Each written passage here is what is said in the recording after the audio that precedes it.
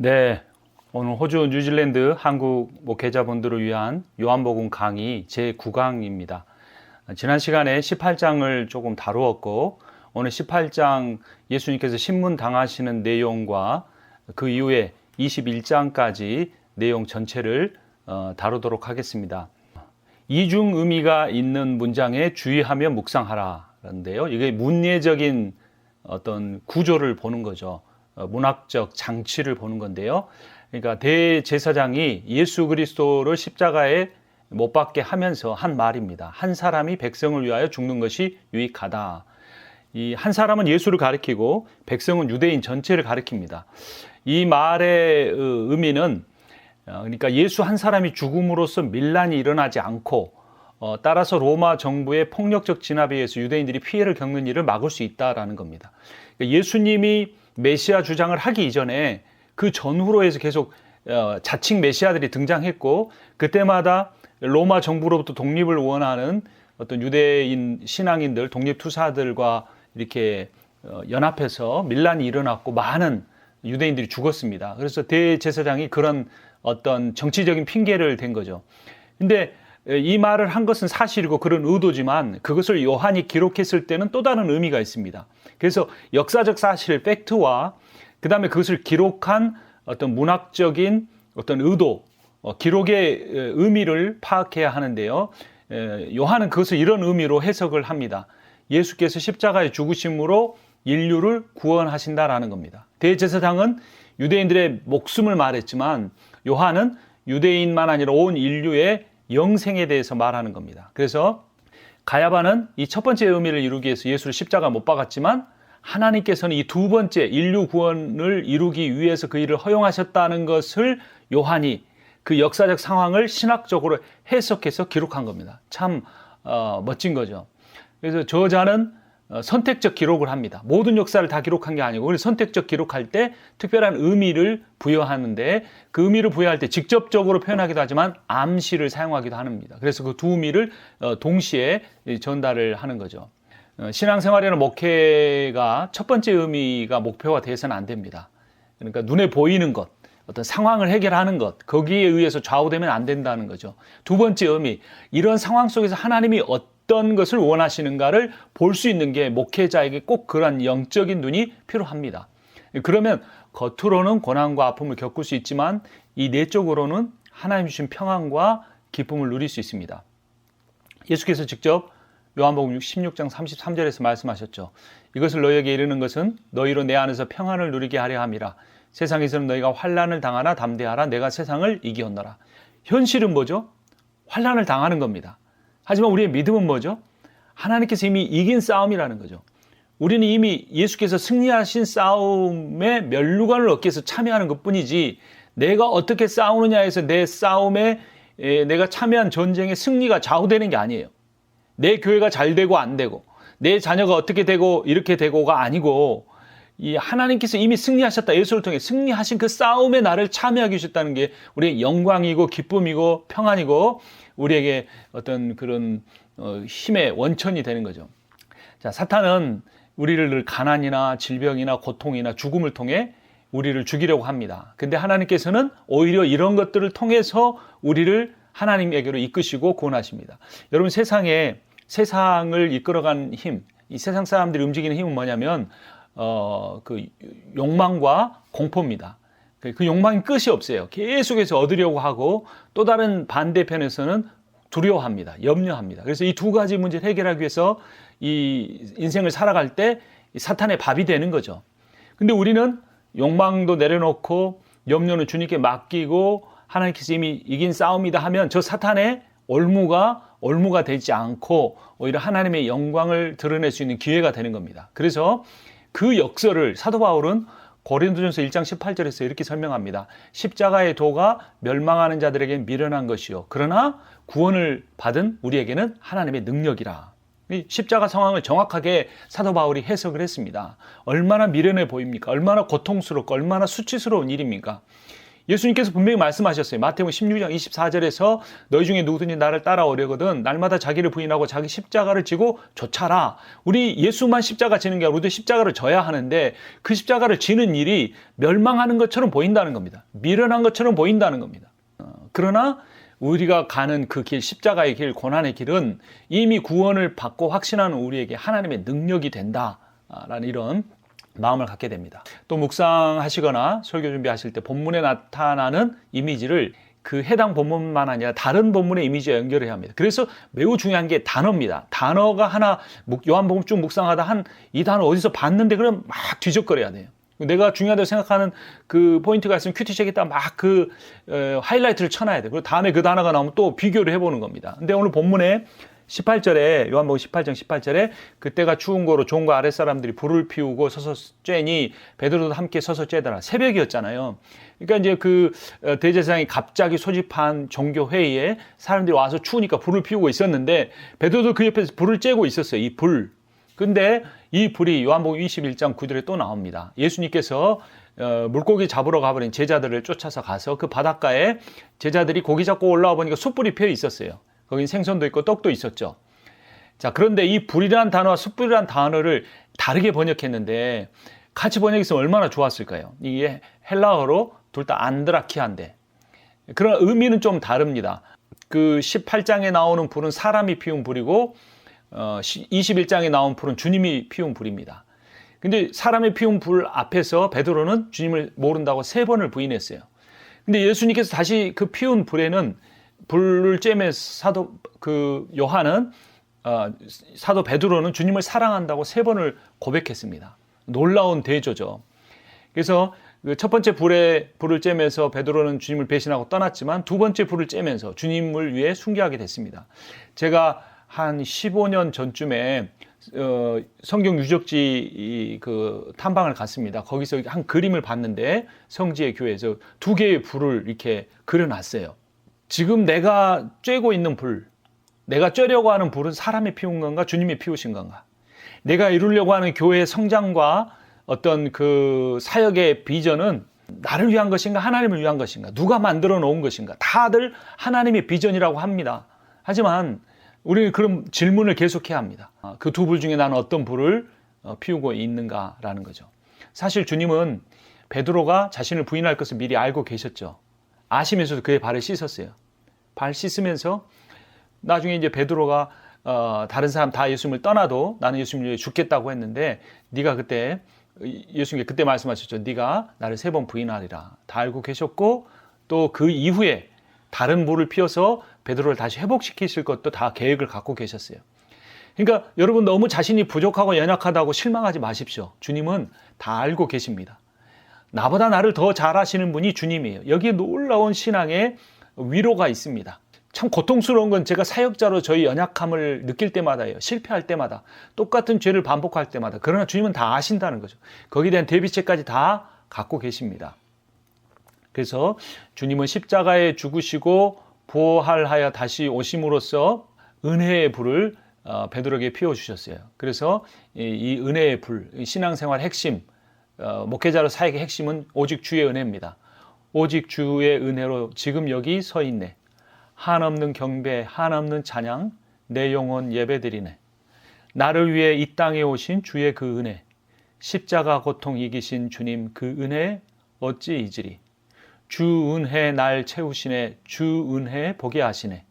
살아가는 동안 은혜로만 살리 십자가 은혜로.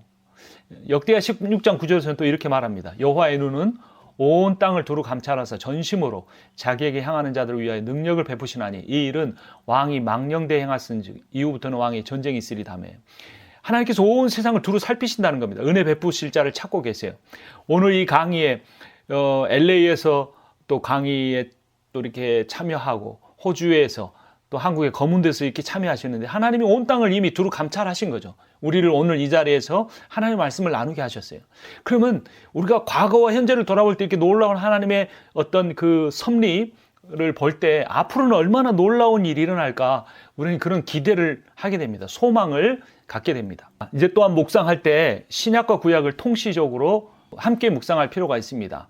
나무 십자가가 왜 중요할까 볼 필요가 있는데요. 요한복음 18장 31절에 보면 빌라도가 이르되 너희가 그를 데려다가 너희 법대로 재판하라. 유대인들이 이르되 우리에게는 사람을 죽이는 권한이 없나이다. 빌라도가 너희들 마음대로 하라고 줬어요. 빌라도는 총독이니까 거기에 모든 사법 권한이 있는데 줬어요. 근데 유대인들은 굳이 우리에게 사람 죽이는 권한이 없다 그랬어요. 거짓말이에요. 사도행전 7장 59절에 보면 유대인들이 돌로 스데반을 치니 스데반이 부르짖어 이르되 주 예수여 내 영혼을 받으시옵소서 하고 돌로 쳐 죽였습니다. 구약 성경에 신성 모독죄나 우상을 숭배하는 선지자는 돌로 쳐 죽여도 된다라고 합니다. 명령합니다. 종교 지도자들이 대제사장이 돌로 예수를 쳐 죽이는 일을 하지 않는 것은 않으려고 하는 것은 로마법을 지키기 위해서나 율법의 근거가 없기 때문이 아니었어요. 그들은 율법에 따라 투석형이 아닌 로마법에 따라 십자가형에 처하기를 원한 겁니다. 유대인들이 신앙 전승에 따르면 돌에 맞아 죽는 사람은 참 선지자다. 이런 어떤 그 이해가 있었어요. 근데 나무 십자가에 달린 사람 하나님의 저주에 의해 죽은 것이다 라는 또 이해가 있었습니다. 신명기 21장 23절 그 시체를 나무 위에 밤새도록 두지 말고 그날의 장사에 내 하나님 여호와께서 내게 기업으로 주시는 땅을 더럽히지 말라. 나무에 달린 자는 하나님께 저주를 받았습니다. 그러니까 예수님을 이 돌에 맞아 죽게서는 안 된다. 왜냐하면 예수님을 따르는 사람이 너무나 많았기 때문에 예수를 진짜 선지자였다라고 말할 수 있다는 겁니다. 그래서 나무에 매달아 죽여서 더 이상 예수에 대한 이야기가 나오지 않게 해야겠다라고 하는 거죠. 근데 하나님께서는 왜 그런 악한 의도를 허용해 주신 걸까요? 갈라디아서 3장 13절에 그 답이 있습니다. 그리스도께서 우리를 위하여 저주를 받은 바 되사 율법의 저주에서 우리를 속량하셨으니 기록된 바 나무에 달린 자마다 저주 아래에 있는 자라 하였음이라 라는 거죠. 대제사장 무리가 원했던 그 저주를 예수님에게 허용하신 거예요. 대제사장의 무리가 예수에게 저주를 퍼부은 것은 예수의 복음이 더 이상 효력을 발휘할 수 없게 한 것인데 오히려 그들의 악한 의도가 예수의 복음의 효력을 나타나게 한 일이 된 거예요. 왜냐하면 예수께서 저주를 받으셔야 예수를 믿는 자의 모든 죄값을 예수께서 치르는 것이 되고 예수께서 그 십자가에 이루신 하나님의 의로움이 우리에게 전가될 수 있기 때문입니다. 그러니까 하나님은 저주시지만 이기시는 분이에요. 우리도 하나님의 백성이기 때문에 져주는 것 같지만 이길 수 있는 자가 되는 거예요. 예수의 죽음을 저주의 죽음으로 만들려는 유대인의 계략을 온 세상을 구원하시는 하나님의 지혜가 이겼다는 겁니다.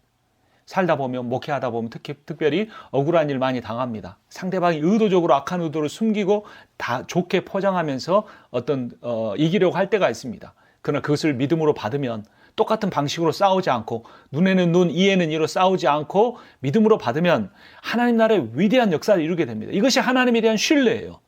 내가 생각하는 방법으로 고속도로를 달리거나 내가 생각하는 방법으로 비행기를 타고 가는 게 아니라 하나님의 어떤 허락하심 아래서 정말 걸어서 넘어지면서 가더라도 그것이 하나님의 뜻을 이루는 가장 지혜로운 방법이 될 수 있다는 것을 우리가 여유 있게 생각하며 기도로 그런 상황을 파악하고 삶을 살아가고 목회를 해야 합니다. 또 묵상하거나 설교 준비하실 때 신학적으로 접근해야 합니다. 이 요한은 십자가형을 순환이 아닌 영광으로 선언합니다. 이게 이 공관복음, 마태, 마가, 마가복음과 마태, 마가, 누가복음과 요한복음이 다른 점입니다. 요한은 계속해서 이 십자가로 가는 과정과 십자가를 지고 죽으시는 과정을 다 영광으로 선언합니다. 자, 이제 빌라도와 예수께서 문답을 합니다. 빌라도의 질문을 생략하고 예수께서 대답하시되 내 나라는 이 세상에 속한 것이 아니다. 그럼 네가 진짜 왕이냐 물으니까 네 말과 같이 내가 왕이다 이렇게 말씀합니다. 내 나라가 뭘까요? 예수님께서 말씀하신 내 나라 마가복음 14장 62절 내가 그니라 인자가 권능자의 우편에 앉은 것과 하늘 구름을 타고 오는 것을 너희가 보리라 하시니. 자, 예수님은 지금 빌라도와 로마 황제가 다스리는 세상 나라와 하나님과 자신이 통치하시는 하나님 나라를 구분하고 있습니다. 혼동되면 안 돼요. 과거에 고지론이 있었습니다. 정치, 경제, 사회, 문화의 고지를 차지해서 그리스도인들이 영향력을 발휘해야 된다. 이거를 전면 부인하고 싶지는 않아요. 그러나 하나님의 방법은 고지에 올라가 정복하는 게 아닙니다. 이미 사회 구조가 이 시대 정신이 경쟁과 수탈과 착취와 속임에 능하기 때문에 그 고지에 올라가기 위해서 이미 타락합니다. 하나님이 굳이 밀어서 요셉처럼 올라가게 하시면 어쩔 수 없지만 모든 사람이 고지론을 가질 필요 없어요. 하버드 간다고 자랑할 일이 아닙니다. 서울대 간다고 좋은 일이 아니에요. 예수께서 하시는 방법은 제자도로 섬기는 겁니다. 예수님 분명히 말씀하셨어요. 요한복음 13장 14절 내가 주와 또는 선생이 되어 너희 발을 씻었으니 너희도 서로 발을 씻어주는 것이 옳으니라. 예수님이 왕 되신 다음에 그렇게 했습니까? 아닙니다. 십자가에 비참하게 죽으시기 전에 여우도 굴이 있지만 본인은 잠잘 곳, 머리 둘 곳도 없는 상태에서 발을 씻으셨어요. 하지만 그렇게 제자들은 섬김의 삶이 이 세상을 복음으로 변화시켰습니다. 또 15절에서 내가 너에게 행한 것 같이 너희도 행하게 하려 본을 보였노라. 예수님이 가신 길은 우리가 아멘으로 받고 끝날 일이 아니고 우리가 따라가야 할 길입니다. 그래서 처음부터 제자들을 부르실 때 나를 따르라 라고 명령하셨습니다. 머리로 믿는 게 아니라 삶으로 따라가는 겁니다. 자, 그래서 그리스도인은 세상 나라로부터 부름받은 자들, 세상으로부터 부름받았다가 에클레시아잖아요. 그래서 그게 교회이기도 합니다. 그 교회가 하나님 나라를 구해야 되는데 마태복음 6장 33절 그런즉 너희는 먼저 그의 나라와 그의 의를 구하라. 그리하면 이 모든 것을 너희에게 더하시리라 그랬죠. 하나님 나라와 그의 의는 뭘 의미할까요? 문맥을 봐야 합니다. 마태복음 6장에 33절에 이 구절이 나왔는데 24절에 보면 한 사람이 두 주인을 섬기지 못할 것이니 혹 이를 미워하고 저를 사랑하거나 혹 이를 중히 여기고 저를 경히 여김이라 너희가 하나님과 재물을 겸하여 섬기지 못하느니라 라고 말씀하셨습니다. 자, 그러니까 이 두 세상인 거죠. 두 주인의. 그런데 그 하나는 하나님이 다스리는 하나님 나라고 또 하나는 뭡니까? 재물로 다스리는 세상 나라예요. 31절에도 이런 게 나옵니다. 그러므로 염려하여 이르기를 무엇을 먹을까 무엇을 마실까 무엇을 입을까 하지 말라. 의식주, 먹고 사는 거, 살고 죽는 거 이거에 대한 염려가 세상 나라의 어떤 이끌어가는 힘입니다. 그래서 의라는 거는 디카오슈네인데 히브리어는 체다카인데 이것은 하나님이 그분의 백성을 끝까지 지키고 보호하신다는 신실하신 인격과 행동이에요. 이게 언약인데 그 언약을 끝까지 지키신다라는 겁니다. 그래서 그 하나님의 언약적인 궁극적으로 이제 예수 그리스도의 십자가 순종을 통해서 이루어질 거예요. 예수께서 어떻게 죽을 수 있었을까요? 하나님의 의로우심을 신뢰했기 때문이죠. 하나님이 자신을 부활시킬 것을 믿었기 때문입니다. 우리는 어떻게 순종할 수 있습니까? 왕이신 하나님이 온 우주를 다스리고 계신다는 걸 믿을 때만, 신뢰할 때만 가능합니다. 그분이 이미 승리하셨다는 걸 믿을 때만 가능한 겁니다. 그래서 우리는 싸워야 합니다. 우리의 나라는 세상 나라와 같지 않다. 세상 나라에서 잘 먹고 잘 사는 거, 부자 되는 거, 하나님 복 받은 거 꼭 아닐 수 있다. 교회가 성장하고 잘 되는 거, 그게 하나님 나라와 관계가 없을 수도 있다라는 걸 늘 생각하면서 내 개인이, 내 가정이, 내 교회 공동체가 재물 중심으로 움직이는가, 아니면 염려 중심으로 움직이는가, 아니면 하나님에 대한 언약의 신뢰함으로 어려운 길이라도 그대로 궁극적으로 가는가, 이것이 너희는 먼저 그의 나라와 그의 의를 구하라 라는 말에 있는 거예요. 그러면 어떻게 한다고요? 너에게 필요한 모든 것을 더하여 주시리라 그랬잖아요.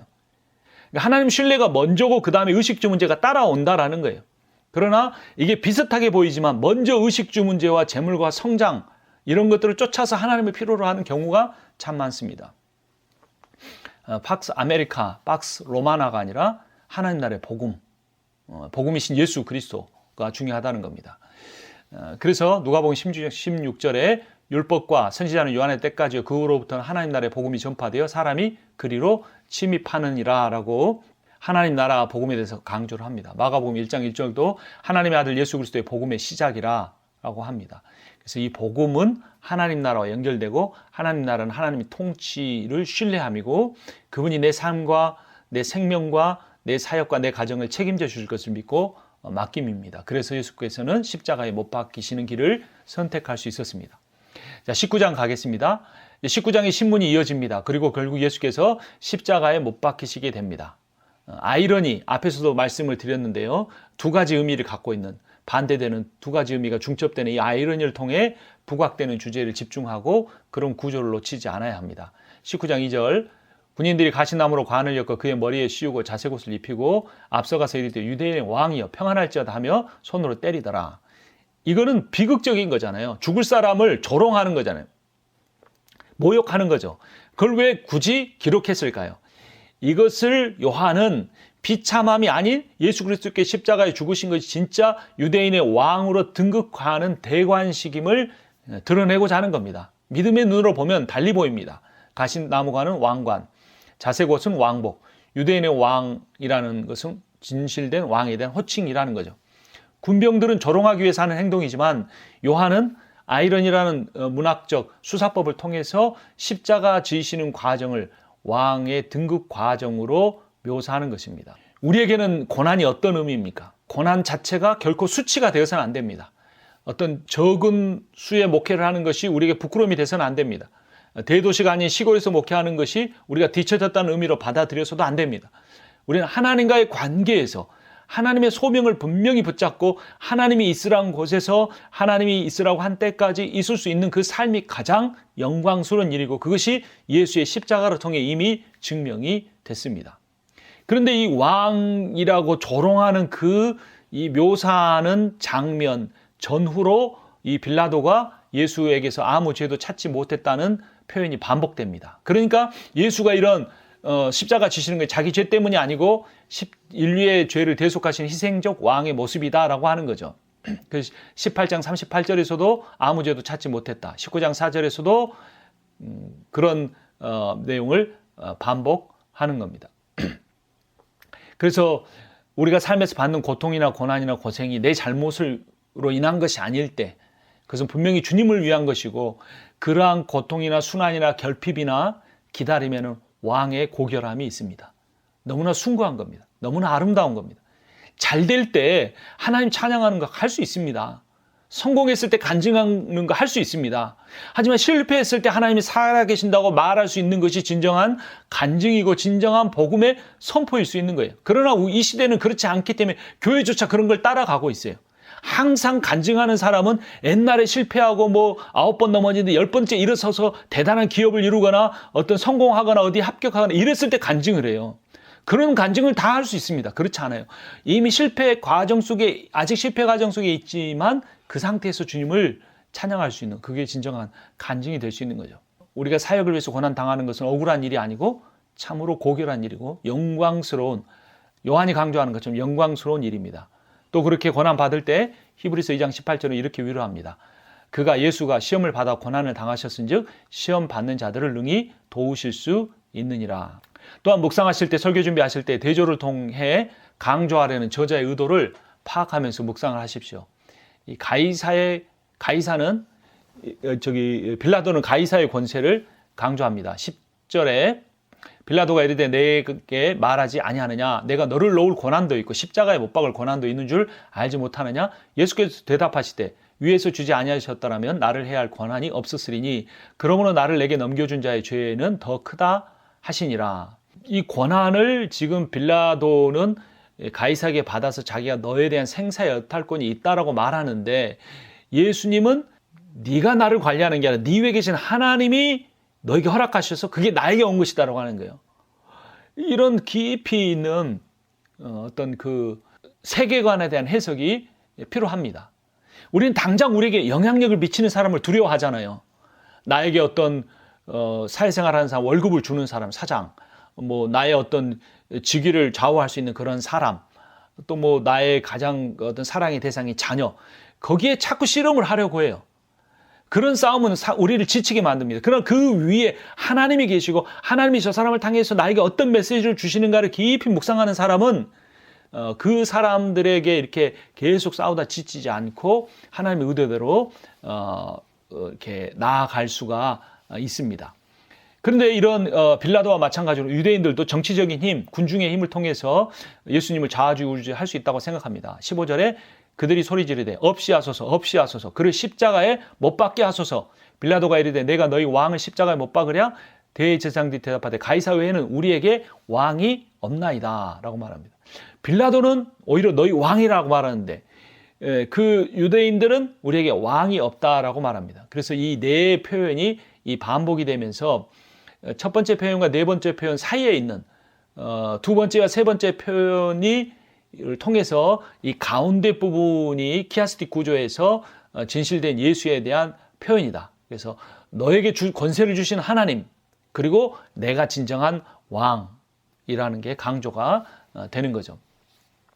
그래서 이 유대인들은 자신들의 종교적 기득권과 편협한 종교관으로 인해서 하나님의 아들이신 예수를 죽이려고 세상 왕에게 호소하고 있습니다.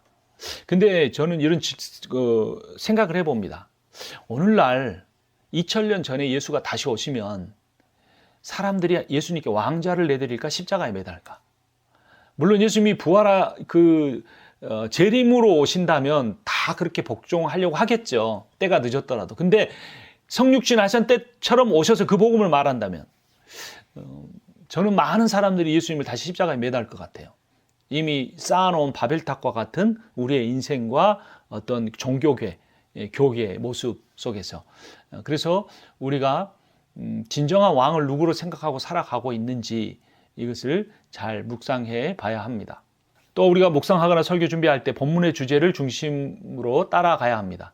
앞서 계속 말씀드린 것처럼 요한은 십자가 신문 과정과 달리시고 죽는 모든 과정을 영광스러운 것으로 표현을 합니다. 예수님의 고난보다는 영광스러움을 더욱더 강조하려고 하는 거죠. 그래서 19절이나 21절을 19장 19절에 21절을 보면 유대인의 왕이라는 표현이 계속 나오죠. 유대인의 대제사장들이 빌라도에게 이르되 유대인의 왕이라 쓰지 말고 자칭 유대인의 왕이라 쓰라 하니. 그래서 그 말이 계속 반복됩니다. 근데 이 패가 히브리어로, 로마어로, 라틴어로, 헬라어, 그리스어로 기록됐습니다. 히브리 말은 민족성을 강조해요. 로마는 정치적 제국을 강조하고 헬라는 그리스 문명, 문학, 철학을 강조합니다. 그래서 예수 그리스도가 민족과 국가와 문명을 초월한 왕이시고 구세주이시다라는 거죠. 우리는 예수의 복음을 어느 정도까지 생각하는가? 예수의 복음은 교회 안에서만 이고 정말 세상에 필요한 것은 하버드나 예일이나 어떤 프린스턴 같은 대학이 아니고 뭐 구글이나 페이스북이나 이런 회사가 아니고 정말 복음이 모든 것을 뛰어넘는 참 권세와 능력이 있는 것을 우리가 믿어야 합니다. 빌립보서 2장 10절에 하늘에 있는 자들과 땅에 있는 자들과 땅 아래에 있는 자들로 모든 무릎을 예수의 무릎에 꿇게 하시고, 예수께서 십자가에 죽으셨지만 그러므로 하나님이 그를 지극히 높여, 그리고 나서 2장 10절이 나온 겁니다. 세상에서는 십자가형과 같은 죽음은 비참한 것을 실패로 보죠. 하지만 요한은 그 고난, 심지어 죽음을 가장 영광스러운 것으로 표현을 합니다. 그래서 우리가 우리 삶에서 목회에서 추구하는 것이 영광인가 고난인가를 잘 묵상해 봐야 합니다. 그런 말을 하죠. 이 땅에서 영광 받은 자는 하늘에서 받을 영광이 없다라고 하죠. 정말 이걸 사실로 받아들인다면 우리가 더 낮은 길을 가야 되고 더 섬기는 길을 가야 되고 더 나누는 길을 가야 합니다. 재물만 나누는 것이 아니라 어떤 우리의 목회 현장을 나누고 어떤 교회 재정을 나누고 우리의 그 목회적인 모든 역량과 은사와 탤런트까지 나눌 수 있는 그런 진짜 하나님 나라를 세상의 많은 사람들이 보기를 원합니다. 또 오늘 묵상하는 본문을 그 전에 묵상했던 본문과 비교하면서 묵상해 볼 필요가 있습니다. 예수님께서 십자가에 못 박히실 때 옷이 벗겨지시죠. 19장 23절에 군인들이 예수를 십자가에 못 박고 그의 옷을 취하여 네 깃에 나눠 각각 한 깃씩 얻고 속옷도 취하니 그랬습니다. 근데 이게 앞서서 며칠 전에 묵상한 요한복음 13장 4절, 저녁 잡수시던 자리에서 일어나 겉옷을 벗고 수건을 가져다 허리에 두르시고, 첫 번째 19장의 옷을 벗으면 생명을 구원하기 위한 죽음의 희생을 의미합니다. 그 13장의 옷을 벗으면 섬김의 본을 보이기 위한, 제자들의 가장 더러운 발을 씻기 위한 옷을 벗음이었죠. 일맥상통하는 겁니다. 그래서 이런 어떤 단어나 상황이나 이것들을 계속 기억해 놓고 하이라이트를 쳤다가 그것을 연결시키는 훈련하는 게 굉장히 필요합니다. 이게 조금 폭이 넓어지면 신약에서 구약으로까지 넘어갈 수 있습니다. 창세기 37장 23절에 보면 요셉이 그의 형들에 의해서 채석옷이 벗겨졌죠. 채석옷은 비전을 의미했습니다. 11별들과 해와 달이 요셉의 별에 절하는 거, 11개의 곡식단이 자신의 곡식단에 절하는 그것을 처음에는 요셉이 자기가 다른 형들에게 인정받는 존재가 되는 걸 생각했는데 나중에 요셉이 옷이 벗겨지는 고난의 과정을 겪으면서 그것이 오히려 자기가 형들을 섬기기 위한 비전이었다는 걸 깨닫게 돼요. 그래서 노예로 팔렸다가 보디발의 집의 모든 것을 총괄하는 넘버 2가 됐는데 39장 12절에 그 보디발의 아내가 그를 유혹하죠. 그때 요셉이 자기의 옷을 그 여인의 손에 버려두고 밖으로 갑니다. 여기서 옷을 버려뒀다는 건 뭐냐면 이 요셉이 이 방에서 나가면 요셉의 모든 권세와 권한과 능력은 다 뺏긴다 이런 거예요. 그래서 그거를 강조해서 벗는 모습을 강조하는 거죠. 한번 옷 벗김을 당한 요셉이 얼마나 그게 두려웠을까요? 한번 눈만 감으면 되는 것을 이제까지 쌓은 모든 걸 다 버리게 되는 겁니다. 죽을 수도 있는 겁니다. 감옥만 가는 게 아니라. 의사는 흰 가운을 입죠. 판사는 법복을 입습니다. 목사도 가운을 입습니다. 이 옷 하나를 입기 위해서 10년, 5년, 3년 공부하고 시험 보고 노력하잖아요. 근데 다 벗으면 수의를 입습니다. 요셉의 마지막 기사는 뭐냐면 요셉이 죽어서 그 이집트의 미라의 향을 집어넣고 그 미라의 복장을 입는 것으로 끝이 납니다. 우리 인생도 마찬가지입니다. 신앙이나 인생이나 목회는 더 좋은 옷을 입기 위한 가정이 아니라 옷을 벗는 것이 돼야 되는. 예수님은 얼마나 수치스러워요. 온 몸이 겉옷과 속옷이 다 벗겨진 그 발가벗김이 얼마나 수치스러운 겁니다. 근데 예수님의 마지막 그 옷 벗음이었어요. 우리의 인생과 우리의 목적이, 우리의 어떤 그 사역이 옷을 입기 위한, 어떤 감투를 입기 위한 그런 과정이 되면 겉으로 아무리 화려하고 잘 되는 것처럼 보여도 의미가 없다는 겁니다. 예수님은 우리를 위해 그 수치스러운 십자가를 지시고 죽음으로 우리를 섬기셨습니다. 19장 30절에 예수께서 신 포도주를 받으신 후에 이르시되 다 이루었다 하시고 머리를 숙이니 영혼이 떠나가시니라. 최고의 섬김은 죽음입니다. 이미 마태복음 20장 28절에서 그런 말씀을 하셨죠. 사람은 다 죽습니다. 아침마다 일어나면 성경을 묵상하기 전에 죽음을 묵상할 필요가 있습니다. 그게 제가 53세니까 한 30년 될까요? 3년이 될지도 모르고 3개월이 될지 3일 후가 될지 모릅니다. 그래서 우리는 늘 죽음을 묵상해야 합니다. 그래서 우리가 죽는 과정을 향해 가면서 계속 옷을 벗고 섬기는 삶을 살아야 하고 그 십자가를 통해 나타났습니다. 이 십자가가 뭐를 의미할지 이제 그 성경을 묵상할 때 통합적으로 묵상해 볼 필요가 있습니다. 이건 너무 쉬울 수 있어요. 그냥 십자가라는 단어를 그 온라인 바이블에서 한번 쳐보세요. 거기서 이제 자기가 그걸 골라내는 겁니다. 제가 골라낸 거는 갈라디아 2장 20절 내가 그리스도와 함께 십자가에 못 박혔나니 그런즉 이전에 내가 사는 것이 아니 오직 내 안에 그리스도께 사시는 것이라. 이제 내가 육체 가운데 사는 것은 나를 사랑하사 나를 위해 자기를 자신을 버리신 하나님의 아들을 믿는 믿음 안에 사는 것이라. 저는 이전에는 갈라디아서 2장 20절을 자기 부인이라는 주제로만 봤어요. 근데 이 십자가를 더 깊이 묵상하면서 2장 20절을 보니까 이 네 단어가 나왔어요. 나를 사랑하사 나를 위하여. 너무나 큰 감동이었어요. 십자가는 뭐냐? 사랑이에요. 멀리 있는 사랑이 아니라 날마다 일상에서 힘든 삶을 끝까지 이렇게 가족을 위해서 성도를 위해서 살아가는 나를 사랑하셔서 주신 거라는 거예요. 또 십자가는 화목입니다. 에베소서 2장 16절 또 십자가로 이 둘을 한 몸으로 하나님과 화목하게 하려 하심이라. 원수된 것을 십자가로 소멸하시고. 에베소서 나중에 뒷 내용을 나오면 이방인과 유대인이 또 화목하게 됐다 이게 있어요. 그 유대인과 이방인은 원수예요. 원수. 우리의 삶의 원수와 화목할 수 있는 것. 배우자를 진심으로 사랑하게 되는 것. 보이지 않는 그 벽을 허무는 계기를 삼는 것. 이것이 우리가 요한복음 20장을 묵상하면서 예수 그리스도께 십자가를 지시는 장면을 묵상하면서 우리가 적용해야 할 내용이에요. 화목하게 돼야 돼요. 하나님과만 아니라 사람과도. 또 십자가는 능력을 의미합니다. 고린도전서 1장 18절 십자가의 도가 멸망하는 자들에게 미련한 것이요 그러나 구원을 받는 우리에게는 하나님의 능력이라. 세상의 어떤 직책에서 오는 능력이 아니라 숫자에서 오는 자신감이 아니라 십자가를 멸망하는 것처럼 보이는 십자가와 고난이 그 미련하게 보이는 그 십자가가 능력이라는 겁니다. 또 능력과 마찬가지 승리입니다. 골로새서 2장 15절 통치자들과 권세들을 무력화하여 드러내어 구경거리로 삼으시고 십자가로 그들을 이기셨느니라. 이미 앞서 말씀드린 것처럼 선취된 승리에 참여하는 거예요. 노르망디 작전의 D-Day, 디시전 데이로 끝났어요. 승리는 확정됐지만 남은 잔당들을 소탕에 가면서 베를린에 그 연합군의 깃발을 뽑는 빅토리 데이, V-Day, D-Day와 빅토리 데이 사이로 우리는 살고 있어요. 그러니까 늘 승리자로 살아가야 돼. 승리자는 겸손할 수 있습니다.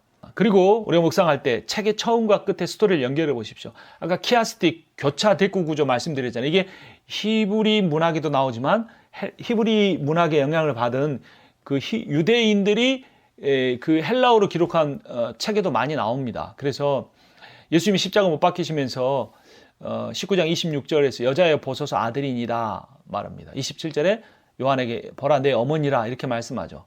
이 여자애가 귀나이라는 거죠. 귀부인에게 쓰는 그런 말입니다.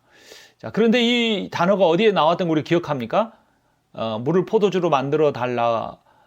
지금 포도주가 떨어졌다고 한 그 어머니에게 여자애 나와 무슨 상관이 있나니까 이렇게 말했죠. 예수 그리스도가 여인의 자궁에서 성장하고 자라났습니다. 예수님을 하나님으로만 생각해서는 안 됩니다. 마리아의 그 피, 살에 의해서 만들어졌어요. 요셉은 아니죠. 성령을 통해 잉태됐으니까. 그러니까 어머니와의 관계도 굉장히 중요했다는 거죠. 어머니에 대한 사랑이라는 인성적 측면. 또 하나님으로서 자신의 어머니 되어줬던 한 인간이 겪어야 할 고통.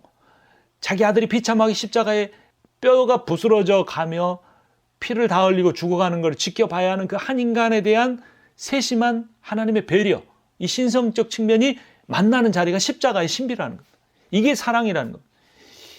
막 우리 온 천지를 다 복음화하겠다는 그런 강력한 능력만 아니라 이렇게 한 땀 한 땀 주변의 같은 동역자들을 돌보고 어떤 힘든 것들을 이렇게 배려하는 그러한 것들이 함께 갈 수 있는 대구속사역을 이루면서 한 여인에 대한 배려를 하는 이게 가상칠연의 하나로 들어왔다는 거죠. 또 본문의 내용에 대해서 반문해 볼 필요가 있습니다. 예수님께서 마지막 죽으시면서 하신 말씀은 무엇이냐면 다 이루었다라는 겁니다. 다 이루었다. 반문해 봐야 돼요. 뭐 다 아멘 받지 말고 다 이루었다 그러면 아멘 하지 말고 예수님 당신이 도대체 십자가에서 이루신 게 뭡니까? 비참한 거 아닙니까? 처절한 거 수치스러운 거 아닙니까? 라고 질문해 봐야 돼. 그래야 내 삶도 제대로 뚫어봐요. 성경 구절을 다 화면으로 받아버리면 고민하지 않고 보면 자기 삶에도 그래서 변화가 안 이룬 거예요. 안 일어나는 거예요. 변변한 교회 하나 세우지 못했어요. 겨우 12명 스펙도 없고 성격도 별로 아닌 그런 제자들 다 모아놓은 것도 다 도망가 버렸어요. 도대체 뭘 이루었다는 건지. 사람들은 뭔가를 이루려고 살아가요. 그걸 숫자로 계산합니다. 숫자. 그리고 사람의 반응, 말, 자신에 대한 좋은 평가. 이걸 명예와 성공으로 생각합니다. 이게 세속적인 어떤 돈에서 어떤 종교적인 걸 옮겨왔다 뿐이지 숫자라는 면에서 똑같을 수 있어요. 우리는 죽으면서 예수님처럼 이렇게 다 이루었다고 말할 수 있는 그러한 진정한 하나님의 비전을 갖고 살아가는가라는 거예요. 좋거나 나쁜 게 아니고 크거나 작은 목표가 아니라는 거예요. 이기적이나 이타적인 게 아니라는 거예요. 다양한 모든 게 있는데 그 다양한 모든 거를 분별하는 게 뭐냐면 내 욕망을 채우기 위한 목표인지 사람에게 인정받기 위한 목표인지 주님이 나에게 처음부터 주셨던 그거를 이루는 건지. 그러니까 예수님이 다 이뤘다는 건 딱 하나밖에 없어요. 9,999개를 다 실패한 인생인데 딱 하나 하나님이 너는 십자가에 죽어야 돼 라고 하셨다는 거예요. 사역을 처음 시작할 때 이 광야에 사탄에게 시험 받을 때 그 사탄이 여러 가지로 가르쳐 줬잖아요. 성공하는 방법 가르쳐 줬잖아요. 하나님이 원하시는 것도 이루고 플러스 이것도 이루어라 그런 거예요. 예수님은 이 땅에 왕이 되기 위해서 오셨으니까 왕도 되고 십자가도 지지 말아라 그랬는데 예수님은 그 시험을 어떻게 이길 수 있었습니까?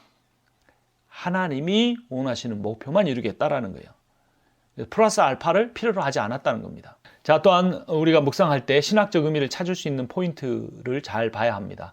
34절을 보면 그중 한 군인이 창으로 옆구리를 찍으니 곧 피와 물이 나오더라. 피는 그리스도의 구속을 위한 것이고 이 물은 성령의 성화를 위한 겁니다. 그래서 예수님께서 요한복음 3장 5절에 사람이 물과 성령으로 나지 않으면 하나님 나라에 들어갈 수 없다. 물과 성령이 중원법이라 그랬죠. 요한복음 4장 14절도 내가 주는 물은 그 속에서 영생하도록 솟아나는 샘물이 되리라. 요한복음 7장 37절에서 누구든지 목마르거든 내게로 와서 마시라. 그래서 물은 계속해서 인간의 목마름, 영생에 대한 목마름을 성령을 통해서 채워줄 수 있다는 어떤 문학적 장치이고 중원법이었어요.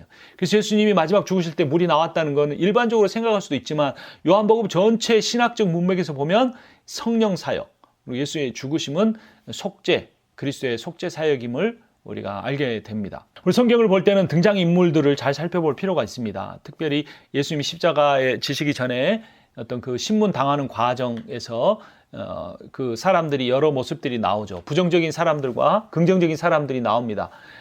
부정적 사람들은 20장 12절, 15절, 31절에 나온 유대인들입니다. 예수를 없애라 소리 지릅니다. 빌라도를 몰아세웁니다. 놔주려고 하는데 못 놔주게 합니다. 그리고도 나중에 안식일을 지키려고 합니다. 너무나 거룩한, 너무나 충성스러운 어떤 신앙인들이었어요. 아름다운 사람이었습니다. 단 한 가지 예수만 없애라고 그런 것뿐입니다. 그들 크게 잘못한 건 없습니다. 그런데 그들은 복음의 적극적인 반대자로 요한에 의해서 기록이 됩니다. 우리 빌라도는 어떤 사람이에요? 권력자입니다. 예수가 죄가 없다는 걸 암지나. 근데 사람들을 두려워합니다. 그래서 예수 십자가에 못 박게 하고 맙니다. 이 복음의 소극적인 반대자죠. 우리가 목회할 때 이게 가장 어렵죠. 다수가 원할 때 그 길이 하나님 원하시지 않는 길임에도 불구하고 다수의 그 어떤 평안, 응집력을 위해서 우리가 그 길을 이렇게 양보해버릴 필요가 하는 경우들이 생기는 거죠. 그다음 군인들입니다. 이 사람은 복종자입니다. 예수가 누군지 무관심합니다. 예수 십자가를 지신 예수에게서 얻을 것만 취해갑니다. 예수의 옷을 나누어서 갑니다. 복음에 무관심하고 이익만을 추구하는 사람들. 그래서 적극적인 반대자인 유대인은 교회 밖에 있는 사람들, 소극적인 타협자들은 빌라도와 같이 교회 근처에 있는 사람들, 예수님의 가장 가까이에서 예수님으로부터 뭔가를 얻어내려고 하는 그런 사람들은 교회 안에 있는 사람들. 그러나 이 사람들은 다 부정적인 인물로 묘사가 됩니다. 근데 긍정적인 인물들이 세 부류가 나옵니다. 25절에 여인들과 요한. 예수님의 목소리를 들을 수 있는 정도로 예수의 가장 가까이에 있습니다. 복음에 대해서 인격적으로 반응하는 사람들입니다. 요셉은 좀 더 거리가 있습니다. 예수에게 빌라도에게 예수의 시신을 요구해서 자기의 새 무덤에 장사하는 사람입니다. 니고데모는 그 요셉을 도와서 향품을 가져가서 유대 장례법에 따라 장례를 치르는 밤의 사람, 밤에 몰래 예수님 찾아왔다. 이제 낮에 찾아오는 사람으로 변화되는 모습을 보여줍니다. 이들은 거리는 좀 차이가 있지만 모두 다 복음을 위해서 자신의 것들을 사용하는, 자신의 목숨을 내놓기도 하고 자신의 무덤을 내놓기도 하고 자신의 향품을 내놓기도 하면서 예수를 통해 뭔가를 복을 받으려고 하는 게 아니라 그 복을 주시는 예수를 위해서 자신의 것들을 희생하고 바치는, 헌신하는 그러한 사람들입니다. 나는 이 6부류의 사람 중에 어떤 부류에 속하는 사람인지, 우리는 설교와 사역을 통해 그 사람들에게 어떤 사람이 되라고 말하는지 우리는 살펴봐야 돼요.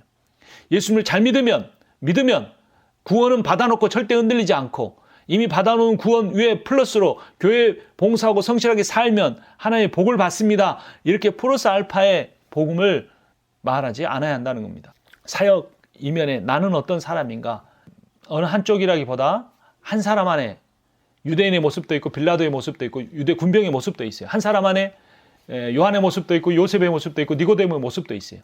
그래서 내가 얼마나 내 욕망을 따라 살려고 하는 옛사람을 죽이는가, 얼마나 새 사람을 입으려고 깊은 묵상과 기도에 잠기 사느냐, 여기에 달려있는 거예요. 그래서 자기를 부인하고 손해를 두려워하지 말고 미움이나 분노나 두려움에 휩쓸리지 말고 하나님 주시는 참 평안과 기쁨을 누리려고 애써야 합니다.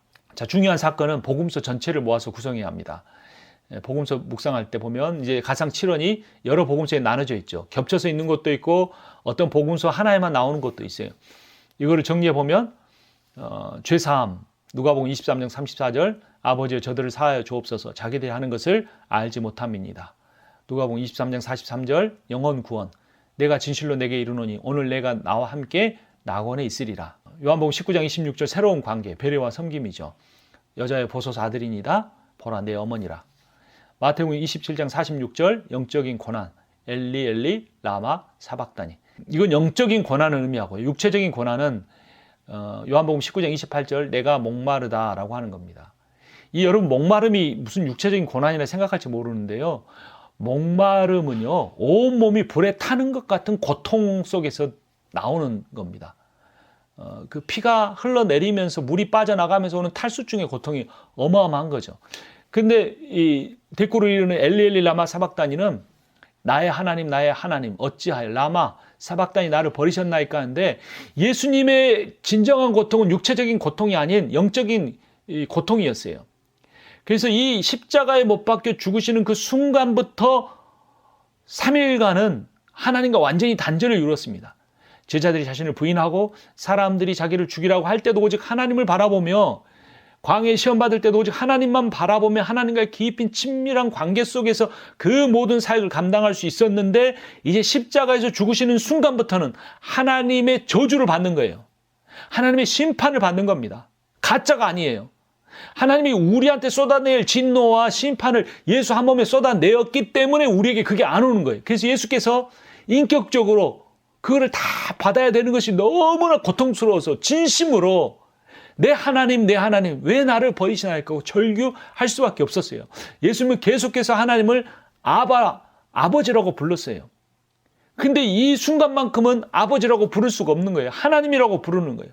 나의 하나님, 나의 하나님, 왜 나를 버리시나요? 예수께서 이렇게 처절하게 버림을 받으셨기 때문에 우리가 버림받지 않아도 돼요. 그래서 예수의 이 영적인 고난에 대한 깊은 묵상이 있어야만 우리가 죄사함 받았다는 그 은혜의 깊은 도저히 빼앗기지 않는 그런 강력한 은혜에 잠겨서 우리가 살아갈 수 있는 겁니다. 결코 하나님은 우리를 버리지 않습니다. 왜냐하면 예수 그리스도를 버렸기 때문에. 결코 우리는 하나님의 심판을 받지 않습니다. 예수님이 심판을 받으셨기 때문에. 겟세마네 동산에서 땀방울이 모세혈관으로 흘러나온 게 아니라 그 모세혈관이 터져서 핏방울이 흘러나올 정도로 간절히 할 수만 있거든. 이 잔이 십자가를 지는 것이 내게서 지나가게 해달라고 기도했던 건 바로 이것을 피하고 싶었던 거예요. 하나님으로부터 외면과 심판과 저주를 받는 것. 그러나 예수님은 십자가에서 완전한 순종을 말씀합니다. 앞서 설명드렸던 다 이루었다. 주님, 저를 이 땅에 보내실 때 원하셨던 그 일 제가 다 순종했습니다. 마지막 한 가지 피하고 싶었던 일까지 순종하게 하시니 감사합니다. 저는 다 이루었습니다. 마지막 완전한 의타, 아버지 내 영혼을 아버지 손에 부탁하나이다. 외면당하지만, 심판당하지만 마지막 생명의 호흡을 다해 자신의 존재를 하나님의 손에, 주권에 맡겨드리고 숨을 거두십니다. 그래서 우리는 이 예수의 십자가를 늘 묵상하고 이 7가지의 주제를 늘 우리가 실천하며 살아야 합니다. 완전히 우리를 맡기고 완전한 순종을 이루려고 하고 육체적인 고난의 길도 가려고 하고 영적인 고난의 길도 가려고 하고 세심한 배려도 하고 죄사함의 은총을 늘 다른 이들에게 베풀려고 하는 그러한 삶들을 살아내야 합니다. 자, 이제 부활의 장면으로 갑니다. 예수께서 십자가에 죽으시고 부활하시는데 묵상할 때 시간적 배경을 소홀히 하지 않아야 합니다. 이날은 주의 날이었습니다. 1절을 보면 안식 후 첫날 일찍이 아직 어두울 때 막달라 마리아가 무덤에 와서 돌이 무덤에서 옮겨진 걸 보고, 시간적 배경을 기록할 수도 있지만 안 할 수도 있는데 기록한 거는 의미가 있는 겁니다. 이 부활의 날이 그러니까 안식 후 첫날이니까 안식은 토요일인데 그 다음 주일에 일어났다는 거죠. 여러분, 이 주의 날은 출애굽기 20장 8절에 11절을 보면 하나님께 창조하고 쉬신 날입니다. 안식일은. 그런데 신명기 5장 12절에 15절은 애굽에서 구원받은 날이에요.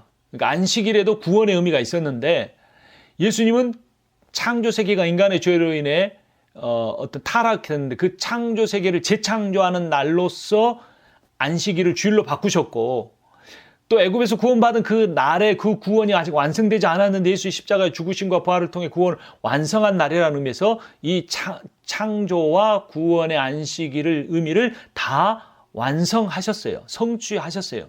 그래서 더 이상 우리가 안식일의 율법에서 얽매이지 않아도 되고 주일을 지킬 수가 있습니다. 그래서 안식 후 첫날이란 토요일 일몰 후부터 주일 일몰 전까지를 의미합니다. 이 같은 20장 19절을 보면 또 이날 곧 안식 후 첫날 때에 제자들이 유대인들을 두려워 모인 곳에 문들을 닫았더니 라고 합니다. 예수님에 대한 소문을 들었어요. 부활했다는 거. 근데 너무나 두려웠어요. 이 소식을 듣고 로마 군인들이 자기들도 잡아갈까 봐. 그래서 문 닫고 있었는데 예수님이 들어오신 거예요.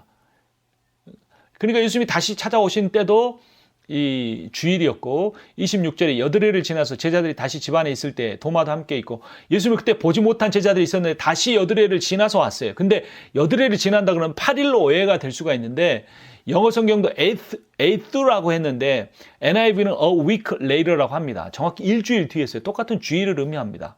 요한계시록 1장 10절에 사도 요한이 밤모섬에서 유배된 상태에서 요한계시록에 놀라운 그런 어떤 예언의 말씀과 환상을 보는 때도 주의 날에 내가 성령에 감동되어라고 합니다. 그래서 계속해서 예수의 부활과 예수의 현현과 예수의 그 계시가 주어진 게 주의 날이었음을 강조하면서 이제 우리가 주의 날을 지키게 되는 겁니다. 하지만 이거는 시간적 의미는 절대 아니에요.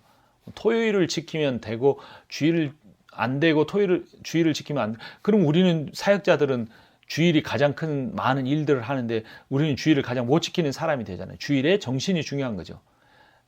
하나님께 맡김, 쉼이 아니라 맡김의 쉼이고 구원에 대한 신뢰로 그 구원을 찬양하고 전도하는 거예요. 그리고 그 안식일이든 주일은 그 정신을 하루에 집중한다는 것은 나머지 전체 7일을 그렇게 산다는 게 훨씬 더 중요한 의미인 겁니다. 자, 인물에 대한 강조도 우리가 잘 봐야 되는데 여러 사건들을 모아볼 필요가 있습니다. 여기 안식구 첫날 무덤에서 예수님을 가장 먼저 만난 사람 막달라 마리아였습니다. 누가복음 8장 2절 또한 악귀를 쫓아내신가 병고침을 받은 어떤 여자들 곧 7 귀신이 나간 자 막달라인이라 하는 마리아와라고 합니다. 7 귀신, 귀신으로 충만한 거죠. 이렇게 큰 어떤 또 다른 곳에 보면 죄인인 여자라고 하죠. 그래서 세 사람이 다 다른 마리아라고 하는 분도 있고 저기 나사로의 누이 마리아와 나머지 2 마리아는 이렇게 다른 2 마리아라고 하는 분도 있는데 어떤 분 다 마리아는 한 사람이라고 하기도 합니다. 이게 중요한 건 아니죠. 어쨌든 부활의 현장에서 온 사람은 막달라 마리아였고 막달라 마리아는 굉장히 인생 예수로 인하여 완전히 뒤바뀌어진 사람입니다. 그래서 예수를 빈 무덤 가운데 가장 먼저 최초로 확인했고 또 부활하신 예수님을 가장 처음으로 만난 사람이었어요. 근데 예수를 만난 사람 중에 가장 비참한 인생을 살았던 사람이에요. 이전에 가장 큰 죄를 지었던 사람입니다. 예수님께서 물어보셨죠. 어떤 자가 가장 은혜를 깊이 받아들이겠느냐? 누가복음 7장 43절 시몬이 대답하여 이르되 내 생각에는 많이 탕감함을 받은 자이니다. 이르시되 내 판단이 옳다 하시고 라고 말합니다. 로마서 5장 20절 사도 바울은 율법이 들어온 것은 범죄를 더하게 하려 함이라. 그러나 죄가 더한 것에 은혜가 넘쳤나. 죄가 더한 곳에 깊은 곳에 은혜가 넘친다. 그럼 죄를 일부러 짓느냐? 그렇지 않다라고 말하죠. 죄를 더 지어서 은혜가 더 넘치는 게 아니라 죄를 더 깊이 깨닫기 때문에 은혜가 있는 겁니다. 어떤 사람은 죄가 지은 게 별로 없어 보이는데 자기 그 깊은 죄를 견딜 수 없어요. 사도 바울이 그랬죠. 사도 바울이 결혼도 하지 않고 텐트메이커로 그렇게 헌신하고도 자신을 죄인의 괴수라고 했던 거는 과거에 예수님을 만나기 전에 예수 믿는 사람들을 핍박했던 과거 때문이기도 하지만 성령의 역사로 인하여 자기의 내면의 깊은 속을 들여다봤기 때문에 위선적 삶이 아니라 모든 걸 보시는 하나님 앞에서 자기가 죄인의 괴수임을 인정할 수밖에 없었던 겁니다. 이 막달라 마리아가 그 큰 죄인이었는데 자기 죄를 사하여 주셨던 그 주님 가장 먼저 만나보러 갔었는데 거기서 예수님을 부활한 주님을 만났기 때문에 가서 전했습니다. 전도란 내가 공부한 주님을 전하는 게 아니고 내가 만난 주님을 전하는 겁니다. 설교라는 거는 내가 분석하고 내가 어떤 들은 이야기를 하는 게 아니라 내가 깨달은 것, 내가 만난 주님을 전하는 겁니다. 이게 작아 보이고 별것이 아닌 것 같아도 이것이 더 효과가 있고 이것이 더 능력이 있고 이것을 통해 성령의 역사가 더욱더 일어나게 됩니다. 자, 신학적 주제를 중심으로 성경을 정리하며 묵상할 필요가 있습니다. 부활에 대해 17절과 19절 이 부활의 핵심을 예수로 강조를 합니다. 부활한다는 건 뭐냐면 죽은 사람이 다시 살아나는 게 아니에요. 그럼 물리적인 변화일 뿐이잖아요. 부활한다는 예수의 생명으로 사는 겁니다. 근데 예수 생명이 뭐냐? 생명을 예수로부터 받는 게 아니라 하나님이 생명이에요. 요한복음 11장 25절 나는 부활이요 생명이니 그랬어요. 예수님이 부활을 주시는 게 아니고 예수님이 우리에게 부활하게 해주시는 게 아니고 예수님이 부활이라고요. 예수님이 생명이라고요. 또 신명기 30장 20절 내 하나님 여호와를 사랑하고 그의 말씀을 청종하며 또 그를 의지하라. 그는 내 생명이시여 내 장수이시니 라고 말합니다. 하나님 저에게 생명을 주십시오. 하나님 저에게 장수하게 해주십시오. 하나님 저에게 부를 주십시오. 그렇지 않아요. 창세기에서 아브라함에게 나는 너의 큰 상급이다 이렇게 말씀하셨잖아요. 아브라함은 하나님부터 뭔가를 받기를 원했어요. 근데 하나님 그분이 상급이라는 거예요. 여기에 놀라운 복음의 그 비밀이 감추어져 있습니다. 여러분 부활요? 지옥 갈 사람도 합니다. 요한복음 5장 29절 선한 일을 행한 자는 생명의 부활로 악한 일을 행한 자는 심판의 부활로 나오리라. 다시 살아난 부활이 중요한 게 아니라고요. 예수가 생명이어야 돼요. 예수는 믿어서 이미 천국 간 거 보장됐으니까 예수 통해서 뭘 얻을까? 예수 통해서 어떻게 내가 사역을 잘할까? 이게 아니라는 거예요. 처음부터 끝까지 예수를 묵상하고 예수를 쫓고 예수를 닮으려고 하고 예수를 드러내려고 하는 게 부활이에요. 그렇게 사는 사람은 아직 죽어야 부활할 수 있지만 그렇지 않아도 이미 부활한 사람이에요. 고린도전서 15장 44절 육의 몸으로 신고 신령한 몸으로 다시 살아나는 육의 몸이 있으니 또 영의 몸도 있느니라. 42절 죽은 자의 부활도 같으니 썩을 것으로 심고 썩지 아니할 것으로 다시 살아나며. 자, 이게 천국 간다. 제3지대가 아니라 그랬잖아요. 4차원 세계가 아니라 그랬어요. 거기는 그냥 낙원이에요. 잠깐 우리가 잠들어 있는 곳. 하나님이 신비한 방법으로 몸이 없지만 우리의 존재를 유지시켜주는 것이에요. 그 비밀을 우리가 알 수가 없어요. 그런데 우리가 바라는 하나님 나라는 그건 천국이나 낙원이 아니고 뭐죠? 몸이 다시 살아난다는 게 큰 차이라는 겁니다. 그래서 여러분 몸을 중요한 겁니다. 자, 본문의 문자적 의미와 하나의 상징적 의미까지 묵상할 필요가 있습니다. 21절에 예수께서 이르시되 너에게 평강이 있을지어다. 하나님께서 나를 보내신 것 같이 나도 너희를 보내노라. 파송이죠. 먼저 파송하기 전에 관계가 회복됩니다. 너희에게 평강이 있을지어다. 평강은 뭡니까? 에이레네. 이거 헬라어인데 히브리어로 샬롬이죠. 샬롬이라는 건 전쟁이나 다툼이 없는 게 아니고 절대자와 깊은 관계 속에서 누리는 평화를 의미하는 겁니다. 그래서 여기서 예수님 평강이 있을지어다라는 건 뭐냐면 내가 십자가에 죽고 부활함으로 너희와 하나님 사이를 가로막고 있는 모든 것들을 다 제거했다. 그러면 너에게는 샬롬만 있다. 하나님과 관계가 회복되었다. 하나님으로부터 생명이 오고 능력이 온다. 그러니 그 생명과 능력을 가지고 너희를 보낸다. 마태복음 28장에 의하면 하나님께서 하늘과 땅의 모든 것을 내게 주셨으니 그러므로 너희는 가서 모든 족속으로 제자를 삼아 아버지 아들과 성령의 이름으로 세례를 주고 내가 분부한 모든 것을 가르쳐 지키게 하라고 말씀하신 거죠. 관계 회복이 돼. 그리고 그 관계 회복된 거에 권세를 가지고 파송식을 하는 겁니다. 그래서 나도 너희를 보내노라. 근데 보내는 걸 그냥 보내지 않습니다. 능력을 수여합니다. 그 능력이 어디로부터 옵니까? 22절에 성령을 받으라 라고 숨을 내쉬어줘요. 엠피사오라고 하는 헬라가 사용됐는데 신약성경에 단 한 번밖에 사용되지 않았어요. 그만큼 강조하는 겁니다. 근데 이 숨이 창조의 생명이에요. 창세기 2장 7절 여호와 하나님이 땅의 흙으로 사람을 지으시고 생기를 그 코에 불어넣으신 사람이 생명이 된지라. 자, 그래서 이 창조 때의 생명이 영생으로 살아갈 수 있었는데 죄 짓고 타락해서 죽는 흙으로 돌아가는 존재가 됐는데 예수님이 부활하셔서 재창조의 사역을 완성해서 구원 사역을 완성해서 여기서 엠피사오 숨을 내셔서 그 첫 창조보다 더 영광스러운 영생의 존재로 부어주시는 겁니다. 그것이 사도행전 2장 1절부터 4절에서는 오순절 성령 강림 사건을 통해서 전체 공동체에게 일어났고 그런 재창조된 공동체가 교회, 신약의 초대교회가 되는 거죠. 자, 그리고 이렇게 능력을 준 다음에 사명을 부여합니다.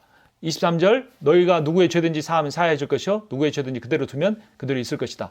이게 무슨 그 신앙 고백, 고해성사 하라는 게 아닙니다. 죄의 용서란 건 뭐냐면 관계 회복을 의미하는 거예요.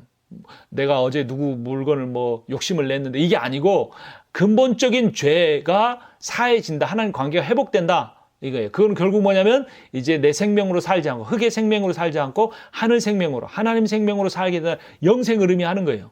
그러니까 가서 누구의 죄든지 사하면 사해질 거라는 건 너에게 사함의 권세가 있다라는 의미라기보다는 예수 그리스도의 죄 사함과 하나님과의 영생의 관계 회복하는 그 복음을 증거하는 일이 너희를 통해 이루어질 것이다라는 거예요.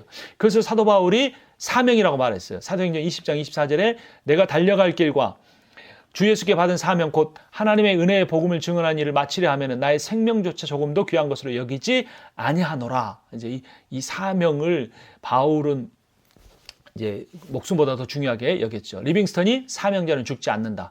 코로나 바이러스, 오미크론 바이러스 더 확장이 됐습니다. 지금 제가 1시간 반 정도 출근하던 길이 한 50분이면 됐어요. 한 40%가 더 빨라졌어요. 사람들이 안 돌아다녀요, 미국에.